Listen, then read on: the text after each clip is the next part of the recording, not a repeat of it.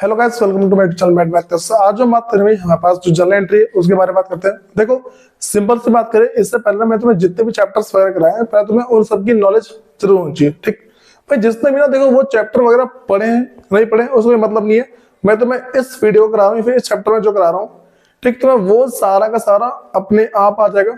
ठीक, बस तुम्हें इस वीडियो को लास्ट तक कंटिन्यू देखना, विद फोकस देखना है। ठीक, जिसका फोकस हल्का सा बीच में बैठा, ये मान लो कि जितने बार तुम्हारा फोकस हटेगा उतने तुम्हारे मार्क्स कम होते जाएंगे। ठीक है, तो बात करते हुए यहाँ पर जर्नल एंट्री होती क्या है। ठीक, जर्नल एंट्री का बेसिक का मतलब है जब भी तुम्हारे पास कोई सी भी एक फाइनेंशियल ट्रांसैक्शन होती है।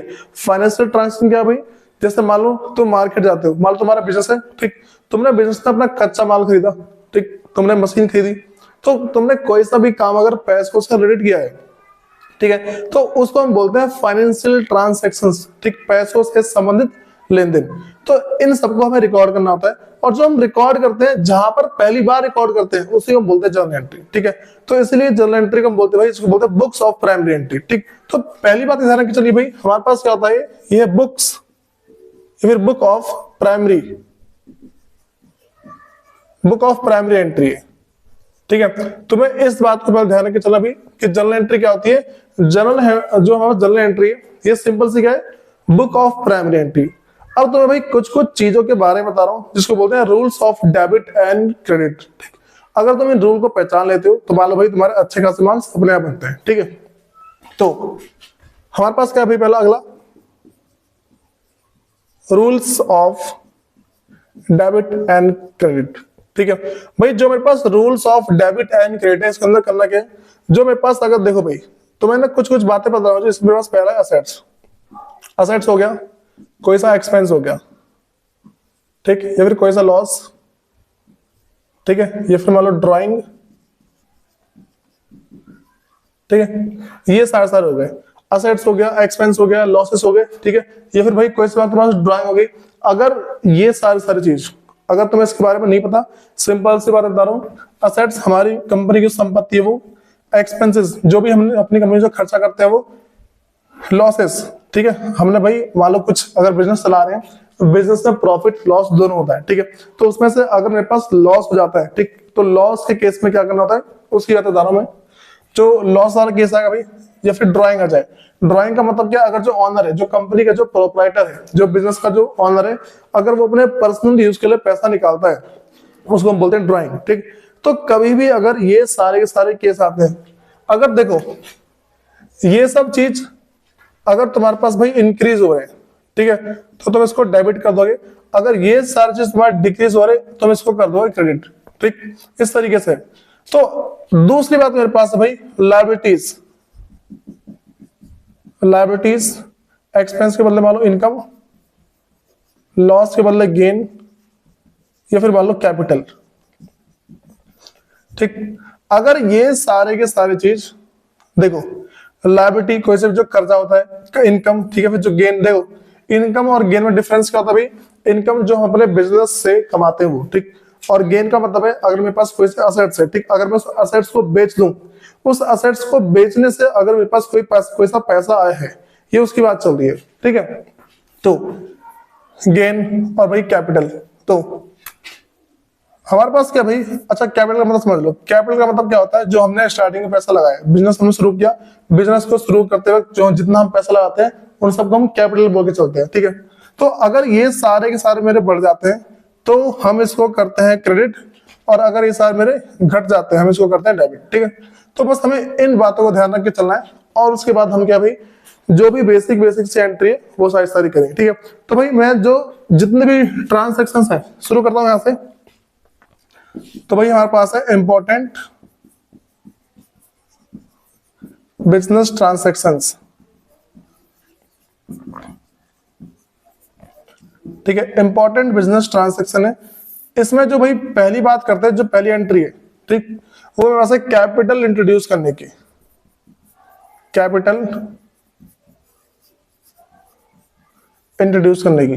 ठीक है, देखो भाई जब भी कोई जो ऑनर है, ठीक, जब भी एक जो प्रोप्राइटर है अगर अपने बिजनेस के अंदर कैपिटल लगाता है, अपने बिजनेस में अगर वो कैपिटल लेके आ रहा है, तो सबसे बड़ी बात ये निकल के आती है कि पहले उसके बिजनेस में देखो भाई पैसा बढ़ जाएगा। एक तो कैश है, तो देखो अगर कैश में कैपिटल लेके आए तो कैश पड़ेगी बैंक बिजनेस के अंदर।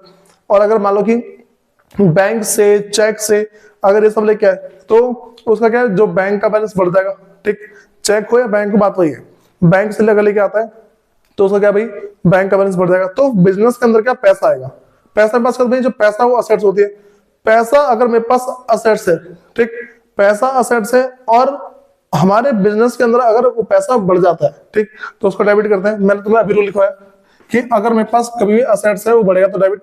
तो हम क्या कर देंगे भाई, कैश में होगा तो कैश, या फिर अगर बैंक में है तो बैंक, कैश या बैंक अकाउंट डेबिट टू, यहां आ गया पास भाई कैपिटल अकाउंट। कैपिटल अकाउंट अगर भाई इसी के अंदर मान लो कोई सा असेट्स लेके आ जाता है, ठीक है, तो असेट्स अकाउंट डेबिट। ठीक है, असेट्स का अकाउंट में क्या, तो वापस डेबिट हो जाएगा इस तरीके से। और अगर लायबिलिटी हुई तो लायबिलिटी भी टू लायबिलिटीज अकाउंट। अब देखो यहाँ पे ना, इसके बाद हम सीखते हैं, होती है ओपनिंग एंट्री। ठीक है, ओपनिंग एंट्री का मतलब क्या है, ओपनिंग एंट्री का सिंपल सा मतलब निकल के आता है भाई कि अगर हम बिजनेस चालू करते हैं, ठीक, हमने क्या किया भाई, पहले हमने किसी का सीधा बिजनेस खरीद लिया। जो पहली एंट्री थी वो तो बस अभी सीधा हमने बिजनेस शुरू किया है। अगर मैं किसी का बिजनेस खरीद लेता हूँ, ठीक, कोई पर्सन है, मैं उसका जो सीधा बिजनेस का खरीद ले रहा हूँ।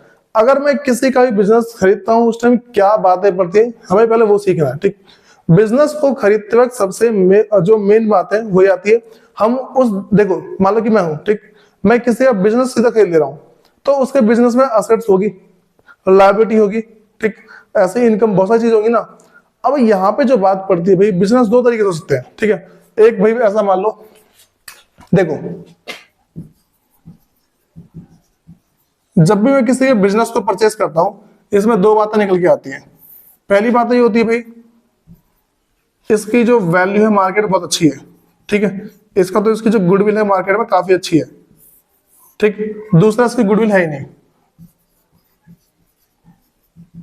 ठीक, एक तो भाई इसकी जो गुडविल देखो इसकी अच्छी है और गुडविल मान लो है नहीं। दो केस हो सकते हैं, तो दोनों केस में भाई नॉर्मली एंट्री क्या होती है, मैं तुम्हें ना देखो, जो तुम्हारे सिलेबस में वो ये वाला है, ठीक, बिना गुडविल की एंट्री है नहीं, इस तरीके से। अब सुनो, तो भाई कभी भी अगर मुझे ओपनिंग एंट्री पास करनी, तो जो भी तुम्हारे पास असेट्स है, ऑल असेट्स अकाउंट डेबिट, ठीक है, और एक लाइन छोड़ के to all liabilities, all liabilities account, ठीक है, और टू कैपिटल अकाउंट भी इसी में, टू कैपिटल अकाउंट। ठीक है, ऐसा है। तो जो भी मेरे पास देखो जितने एसेट्स होंगे उसको डेबिट कर देंगे हम, और जितनी लायबिलिटीज को क्रेडिट कर देंगे। ठीक, जो कैपिटल उसको भी क्रेडिट कर दिया। कैपिटल लिखा हो ना लिखा हो कोई बात नहीं बनती, लेकिन ध्यान रख के चलना, कभी कभार ऐसा होता है कि यहाँ का बैलेंस ज्यादा है। ठीक है, जैसे वही मान लो यहाँ का बैलेंस 10,000 है, ठीक, यहाँ का बैलेंस तुम्हारे पास हो गया 6,000, ठीक, और तुम्हारे पास ये बैलेंस है 3,000। तो अब क्या है भाई, देखो यहाँ पे अगर मैं इसके बिजनेस को परचेज करता हूँ, तो मैं देखा कि भाई ऊपर जो है ना ये दिक्कत आ रही है। ठीक, नीचे का जो बैलेंस है पास भाई, जो नीचे का बैलेंस है वो कम है, ऊपर का बैलेंस ज्यादा है। तो यहाँ पे बच्चों को लगता है भाई क्वेश्चन क्या गलत है। ठीक, यहाँ पे बच्चों को लगता है कि जो एग्जाम में क्वेश्चन है वो गलत है, लेकिन ऐसा नहीं होता। जब भी तुम्हारे पास इस तरीके से आता है तो तुम्हें ऊपर क्या भाई, ऊपर तुम्हें लिखना है गुडविल अकाउंट। ठीक है, गुडविल अकाउंट डेबिट कितने से, 1,000 से, और तुम्हें ना इसके ब्रैकेट में लिखना है बैलेंसिंग फिगर BF। ठीक है, ऐसा लिख देना है। तो ये तुम्हारी होती है ओपनिंग एंट्री। ठीक है भाई, देखो सबको जहां तक ये बात क्लियर होगी। अगली बात करते हैं, हमारे पास जो है हाँ भाई, अगर मैं बात कर दूं, मैं मान लो मैं बिजनेस चला रहा हूँ, ठीक, बिजनेस चलाते वक्त मैं एक बात देखूंगा भाई, मैंने क्या अपना बैंक अकाउंट खुलवा लिया। जो बिजनेस है, बिजनेस का मैंने बैंक अकाउंट खुलवाया। अगर मैं बिजनेस का बैंक अकाउंट खुलवा रहा हूँ, इसका मतलब क्या है, मेरे बैंक का बैलेंस बढ़ जाएगा और जो मेरे पास कैश है वो कम हो जाएगा। क्योंकि अगर मैं बैंक खुलवाता हूँ, इसका मतलब मैं उसमें कुछ ना कुछ जो कैश है डिपॉजिट जरूर कराऊंगा। अगर मेरे पास जो कैश है उसको मैं बैंक में डिपॉजिट कराऊंगा, तो एक तो मेरे पास कैश का बैलेंस कम हो गया, ठीक, दूसरा बैंक का बैलेंस बढ़ गया। तो दोनों असेट्स हैं, ठीक, जिसका बैलेंस बढ़ा है उसको डेबिट, जिसका बैलेंस कम हुआ है उसको क्रेडिट। देखो बैंक है, बैंक है असेट्स है, ठीक, अगर बैंक असेट्स है और बैंक का बैलेंस बढ़ रहा है तो उसको कर देंगे डेबिट। और कैश, कैश का भाई वो भी असेट्स है, उसका बैलेंस क्या कम हो रहा है तो उसको क्रेडिट। ठीक है, तो क्या करेंगे यहाँ पे, जो नेक्स्ट एंट्री हमारे पास है, थर्ड एंट्री, जो थर्ड एंट्री हमारे पास है वो है open bank account. Open bank account, ठीक है। देखो भाई, अगर कभी भी हम ना बैंक अकाउंट के ऊपर की बात करते हैं, ठीक, अगर मैं बैंक का अकाउंट ओपन कर रहा हूं तो सिंपल से एक बात निकल के आएगी भाई, मैंने क्या बोला, बैंक का बैलेंस बढ़ा और कैश का कम हो गया, ठीक। तो क्या बोलूंगा यहाँ पे, bank account debit, bank account debit और टू कैश अकाउंट, ठीक है। इस तरीके से bank account debit to cash account. भाई चौथी बात करते हैं, जो अगली एंट्री हमारे पास है, उसमें हमारे पास है भाई लोन टेकन। देखो जो नेक्स्ट एंट्री है, अगर हम किसी से लोन लेते हैं, बिजनेस को चलाने में हमें क्या लोन लेना पड़ता है, और लोन का भाई कर्जा है, कर्जे को हम इंग्लिश में क्या लायबिलिटी बोलते हैं, ठीक। तो दो बातें पड़ती भाई, एक तो मेरे पास अगर ऐसा हुआ कि देखो मैं लोन लिया, लोन मैं दो जगह से लेता हूँ, एक तो किसी बैंक से, ठीक, या किसी पर्सन से। मैं किसी से भी लोन लूं, ठीक, मेरा बैंक का बैलेंस या फिर कैश बढ़ेगा जरूर, ठीक। अगर मैं किसी पर्सन से लोन लूंगा या फिर किसी बैंक से लोन लेता हूं, तो हमें जो लोन का अमाउंट है हमेशा बैंक में ही मिलता है, ताकि सबूत रहे, ठीक। एक जो हमारे पास क्या प्रूफ रहे कि हाँ भाई इससे पैसे लिए हैं या फिर इसको पैसे दिए हैं, बस हमारी इतनी।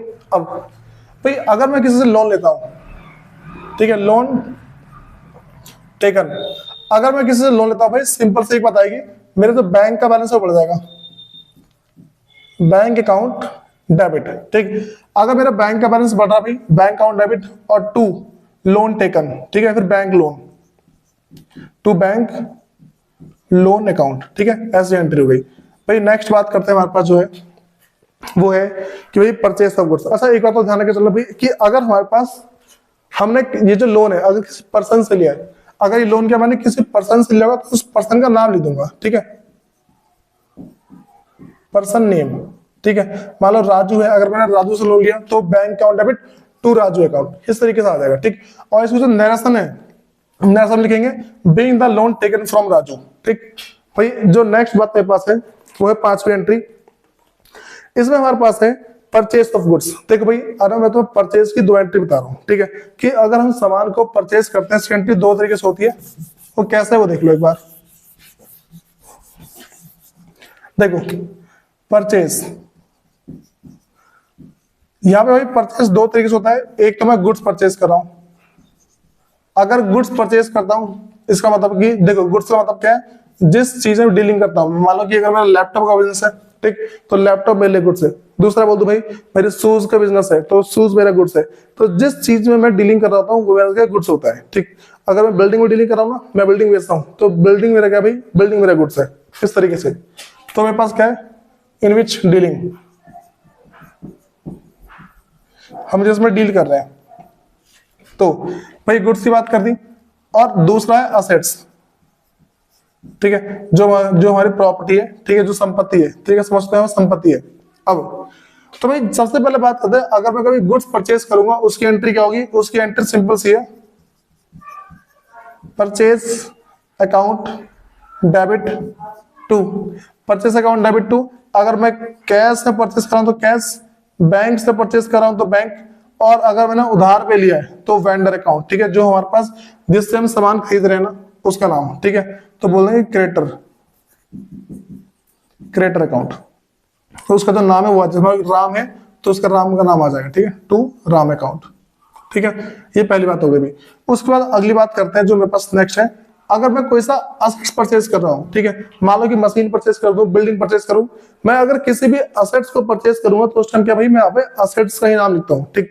वो भाई एंट्री कैसे उसकी, हम बोलेंगे assets account debit, assets account debit, जो असेट्स का नाम है वो, ठीक, टू कैश या फिर बैंक या फिर वेंडर अकाउंट, ठीक है। अगर हम किसी खरीदते ना स्पेस वगैरह, वो हमारा वेंडर होता है, वेंडर अकाउंट, ठीक है। इसमें तुम्हारा ना वेंडर की जगह नाम आता है, हमें वेंडर नहीं लिखना। अगर क्वेश्चन में गिवन नहीं कि भाई किससे खरीदा हमने उधार पे, तो वहां पे लिख देंगे वेंडर अकाउंट, इस तरीके से। भाई अगली बात करते हैं, हमारे पास है जिसको बोलता है सेल, ठीक। जैसे हमने परचेस की एंट्री करी वैसे हम सेल की एंट्री करेंगे। तो सेल भी दो तरीके से होता है, सेल जो है दो तरीके से है, एक तो सेल ऑफ गुड्स, ठीक, एक तो मैं गुड्स बेच रहा हूं, दूसरा मेरे पास है सेल ऑफ असेट्स, मैं क्या असेट्स बेच रहा हूं। तो सिंपल सा है, रिवर्स एंट्री हो जाएगी। देखो यहाँ पे क्या हुआ है, मैंने अगर गुड्स को बेचा, ठीक, तो पैसे मेरे पास आएंगे, ठीक, तो कैश या बैंक अकाउंट डेबिट, और हो सकता है मैंने उधार बेचा हूं, ठीक। तो क्या बोलूंगा, देखो पहला कैश या फिर बैंक या डेटर अकाउंट डेबिट टू, देखो कैश बैंक या फिर debtor account debit to sales account, to sales account, ऐसा हो गया। लेकिन भाई अगर किसी असेट्स को परचेज करता हूं मैं, ठीक है, तो असेट्स को परचेज करने की जो एंट्री होती है, देखो कैश बैंक तो डेबिट हो गया होगा, कैश या फिर बैंक या फिर डेटर, ठीक है, डेटर का नाम आएगा यहाँ पे पीछे ऊपर वाले में भी, यहाँ भी डेटर का नाम आता है, ठीक, अकाउंट डेबिट टू, भाई यहां हमारे पास क्या आएगा, जो असेट्स का नाम है, ठीक है, मान लो बिल्डिंग है तो बिल्डिंग, जो असेट्स का नाम है वो असेट्स नेम अकाउंट, इस तरीके से, ठीक है। भाई नेक्स्ट बात करते हैं हमारे पास, जैसे देखो हमने जितनी एंट्री करी अभी तक, हमने क्या किया, पहले हमने एंट्री करी है कैपिटल इंट्रोड्यूस की, इसमें कैश अकाउंट या बैंक अकाउंट या फिर assets account debit to capital या फिर liability account, opening entry all assets account debit, goodwill account debit, ठीक, और ऑल लायबिलिटी टू कैपिटल, ठीक है। अगला भाई ओपन बैंक अकाउंट, जब भी बैंक अकाउंट ओपन करेंगे bank account debit to cash account, loan account की बात करें तो bank account debit to bank loan account, और जो नेक्स्ट है भाई परचेज की बात, अगर हम गुड्स परचेज करते हैं तो purchase account debit to cash account या फिर बैंक अकाउंट, या अगर उधार में खरीदा तो क्रेडिटर अकाउंट, क्रेडिटर का नाम आता है, ठीक है। और अगर असेट्स की बात करते हैं भाई तो assets account debit to cash bank या वेंडर अकाउंट, और भाई जो नेक्स्ट है वो सेल, ठीक, सेल में अगर गुड्स सेल करते हैं तो हमारे पास क्या है, बैंक कैश बैंक या debtor account debit to sales account, और असेट्स की बात करते हैं भाई तो कैश बैंक या debtor account debit to assets account, इस तरीके से सारी की सारी एंट्री होती है, ठीक है। और भाई इसके बाद ना हम देखो जब तक तुम्हें इसको नोट डाउन कर लो एक बार, फिर तो मैं बता दूं आगे इसकी।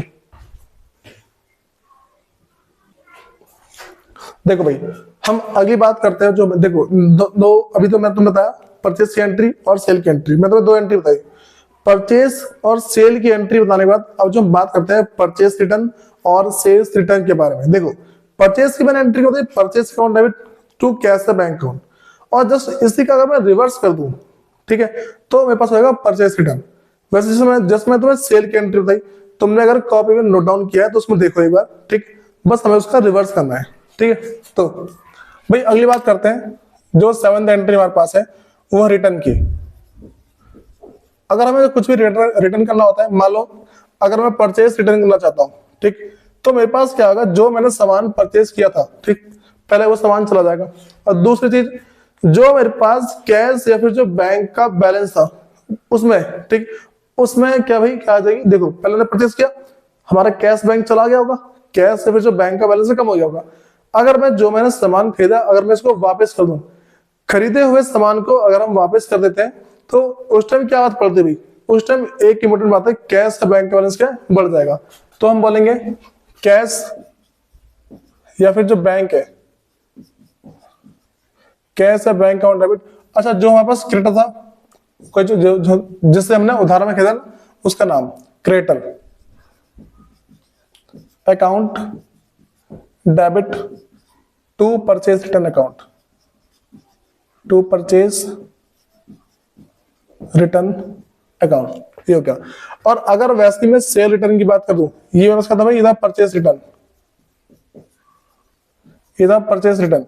अगर ऐसे में बात करूं सेल्स रिटर्न के बारे में, सेल्स रिटर्न अकाउंट, ठीक है, अगर सेल्स रिटर्न की बात करूं तो यहां पे क्या होता है, देखो पहले मैंने सामान को बेचा होगा, ठीक है, सामान के बेचने से क्या होता है, हमें होता है प्रॉफिट, ठीक, जो प्रॉफिट हमें हुआ है, ठीक, उस प्रॉफिट वो देखो वो प्रॉफिट मेरे पास रिवर्स हुआ होगा, और जो पैसे मैंने कमाए होंगे वो पैसे भी क्या वापस चले गए होंगे, ठीक है।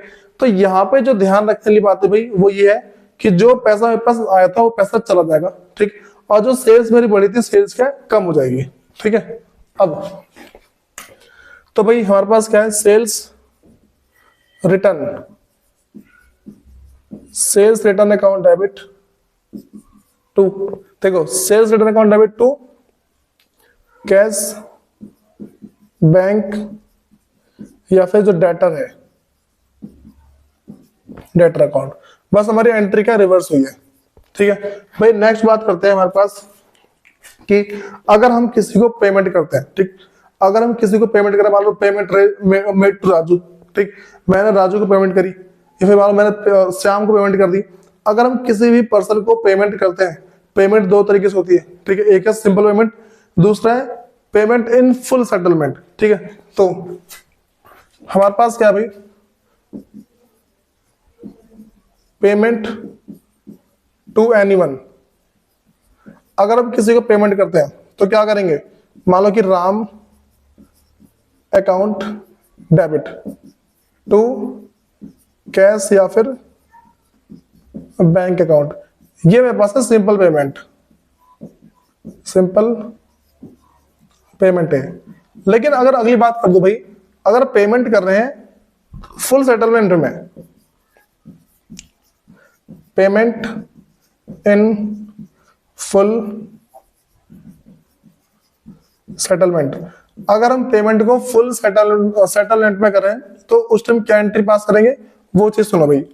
यहां पे सबसे इंपॉर्टेंट चीज एक निकल के आएगी कि अगर मैं राम को पेमेंट कर रहा हूं, ठीक है, सपोज कर लो भाई मुझे राम को पेमेंट करते 10,000 रुपए, ठीक है, मैंने 10,000 के बदले उसको सिर्फ 8,000 रुपए की पेमेंट करी है, ठीक है, यही तो होता है ना फुल सेटलमेंट।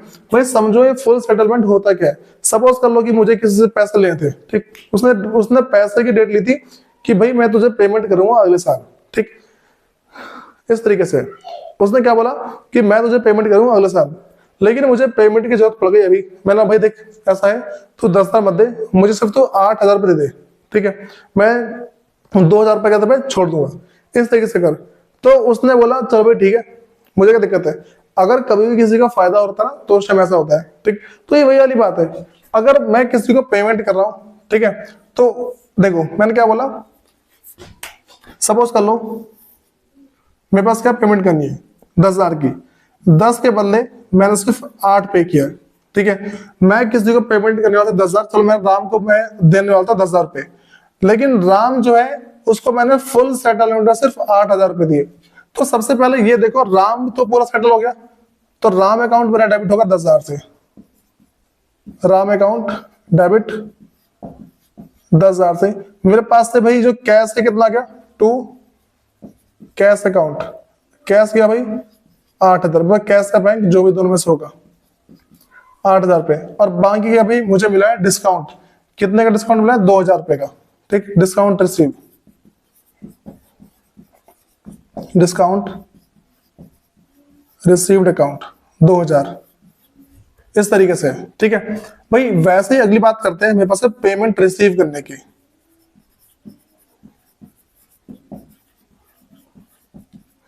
अगर मुझे किसी से कभी पेमेंट रिसीव करनी है, ये भी दो तरीके से होता है, एक तो सिंपल, अगर सिंपल पेमेंट रिसीव करूंगा तो या तो मेरा कैश का बैलेंस बढ़ जाएगा या जो भाई बैंक का बैलेंस बढ़ जाएगा, ठीक, कैश या बैंक अकाउंट डेबिट टू, मान लो मुझे भाई श्याम से पेमेंट लेनी है, टू श्याम अकाउंट, ठीक, मान लो भाई 6,000 रुपए थे, 6,000 रुपए यहाँ पे, 6,000 यहाँ पे, इस तरीके से किया मैंने।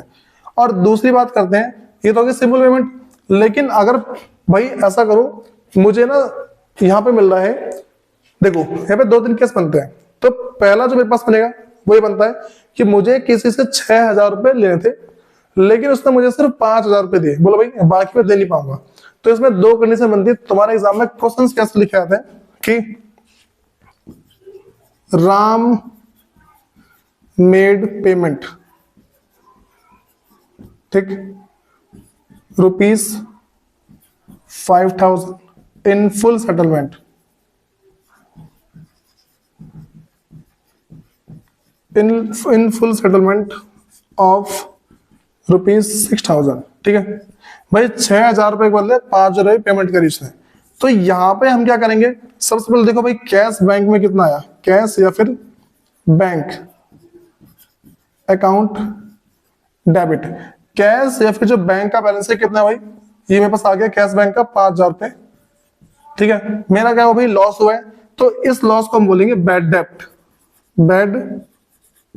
बैड डेब्ट्स अकाउंट डेबिट 1,000 का। और श्याम से, अच्छा राम से है ना, तो टू राम अकाउंट, ठीक है 6,000, इस तरीके से। तो मैं तुम्हें जो भी एंट्री बता भाई वो नॉर्मल इस तरीके से। अब अगर मैं तुमसे थोड़ा इसी के ऊपर अगर और डिटेल में बात करूं, तो सपोज करो इसमें एक देखो जैसे मैंने ये क्वेश्चन लिखा ना कि Ram made payment 5000 in full settlement of 6000, ठीक। उसने राम ने 6000 रुपए के बदले उसने हमें सिर्फ 5000 रुपए दिए फुल सेटलमेंट में, फुल सेटलमेंट में। लेकिन अगर मैं इसी के आगे अगली बात करूं कि एक क्वेश्चन और लिखा हो सकता है, वो क्वेश्चन कैसे लिखा हुआ था भाई, वो देखो ऐसा। मान लो भाई मुझे राम से 10,000 रुपए लेने थे, ठीक है। राम से मुझे क्या है 10,000 रुपए लेने थे, ठीक। तो लिखिए इसे राम और डेटर, ऐसा राम और डेटर, ठीक है। राम एक डेटर है ऑफ ₹10,000, ठीक। भाई ये इंस्टॉलमेंट हो गया, ठीक। ये क्या हो गया, ये हो गया इंस्टॉलमेंट, बिकम इंस्टॉलमेंट। भाई अगर सिर्फ इतनी एंट्री लिखी हुई है, अगर सिर्फ इतनी एंट्री लिखी हुई है कि राम से मुझे 10,000 रुपए लेने थे, वो इंस्टॉलमेंट हो गया, तो मैं एंट्री पास करूंगा भाई, बैड डेब्ट account debit to Ram account. ये सिंपल से एंट्री हो जाएगी, ठीक है। तो इसकी एंट्री क्या हो जाएगी, bad debts account debit 10,000 to Ram account, Ram account. ये हो गई इसकी एंट्री।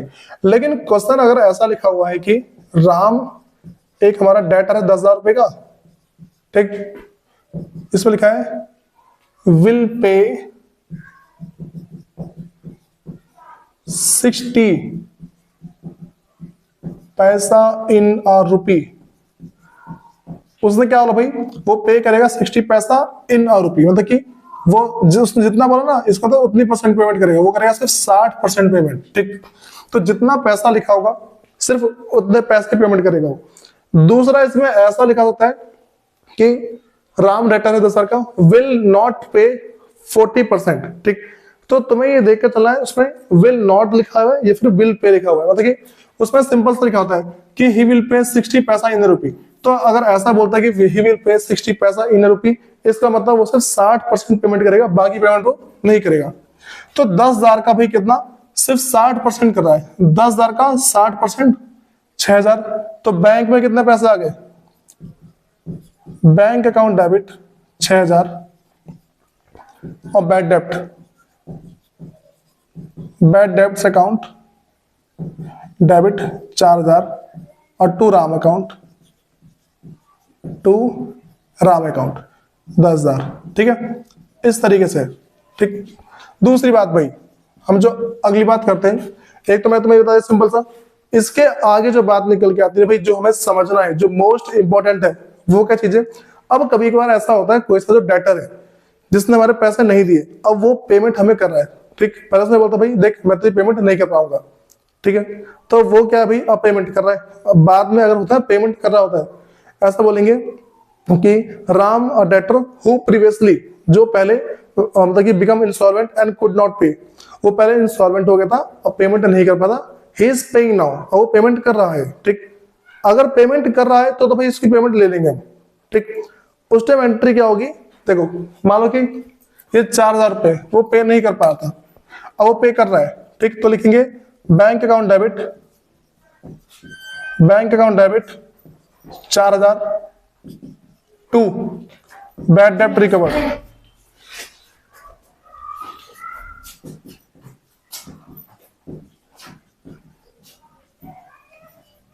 बैड डेब्ट रिकवर्ड अकाउंट 4,000, ठीक है। इस तरीके से। लेकिन भाई अगर इसके अगली बात करें, अगर क्वेश्चन में लिखा हुआ है कि प्रॉमिस कर रहा है, अगर क्वेश्चन में ऐसा लिखा होता है कि ही इज प्रॉमिसिंग, ठीक। अगर वो प्रॉमिस कर रहा है तो उस टाइम कैसे एंट्री पास होगी, वो सुनो। जब भी प्रॉमिस करते हैं तो प्रॉमिस के टाइम में कोई एंट्री नहीं होती, ठीक है। इस तरीके से भाई अगली बात करते हैं, हमारे पास है कि अब हम ना जो ड्राइंग है उसकी अलग अलग एंट्री की बात करते हैं कि ड्राइंग की कैसी कैसी एंट्री हो सकती है, ठीक। एंट्री रिलेटिंग टू ड्राइंग, ठीक है। भाई ड्राइंग का मतलब क्या होता है, जो कंपनी का ऑनर है, ठीक, उसने अपने पर्सनल यूज के लिए पैसा निकाला। अगर कंपनी का ऑनर अपने पर्सनल यूज के लिए पैसा निकाल रहा होता है तो उस टाइम बस हमें एक ही बात का ध्यान रखना है, उसको बोलते हैं ड्राइंग। ठीक, अब जरूरी नहीं है कि भाई वो सिर्फ कैश निकाले या फिर बैंक से पैसा निकाले, वो कंपनी का सामान भी लेके जा सकता है। ठीक, तो पहला, जब उसने कैश या बैंक में निकाली होगी, जो उसने ड्राइंग किया ना, अगर कैश या बैंक में किया है तो लिखेंगे ड्राइंग, ड्राइंग अकाउंट डेबिट। ठीक, मान लो 5,000 रुपए, तो 5,000 टू कैश या फिर बैंक अकाउंट, इस तरीके से जब कैश बैंक में करेगा तो।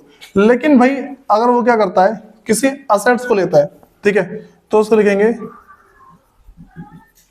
Drawing account debit. भाई सपोज कर लो फर्नीचर ले गया, वो ड्राइंग में क्या फर्नीचर ले गया, तो मान लो 6,000 का है, drawing account debit to furniture account, to furniture account 6,000। ठीक है, इस तरीके से है।